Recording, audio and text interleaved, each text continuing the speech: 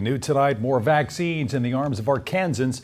Arkansas Governor Asa Hutchinson announced today that every resident of his state, age 16 and older, can now get the COVID-19 vaccine.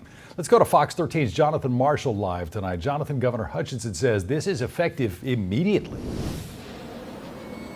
Yeah, Daryl, the governor says he wanted to make sure they gave as many people as possible the chance to get the vaccine. He added that this is the quickest path out of the pandemic. I spoke with West Memphis Mayor Marco McClendon. He says this is a positive step in the right direction.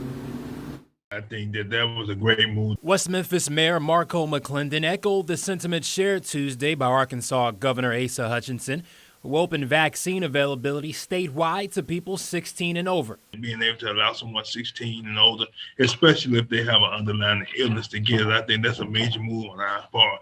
Governor Hutchinson says this gives as many people as possible the chance to get the shot. Already, more than 1.5 million vaccines have been distributed across the state, and over 1 million have gone into arms. McClendon says this just isn't big news for West Memphis. With West Memphis being a tri-state, we can walk to Memphis, just several miles away from Mississippi. So actually what happens in Memphis, Tennessee, or in Mississippi is affect us because all three states intertwine at one time. Hutchinson also lifted the mask mandate, although restaurants and other businesses can decide on their own requirements. McClendon says the governor should have waited at least another month to make this move. Even with numbers improving and increased vaccine eligibility, he says West Memphis residents should still be vigilant. Right now, we're not at the woods, even though our numbers are decreasing.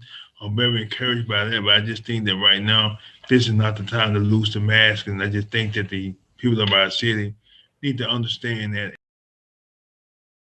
Governor Hutchinson says there will be an increase in demand for vaccines, so it may take some time to get an appointment.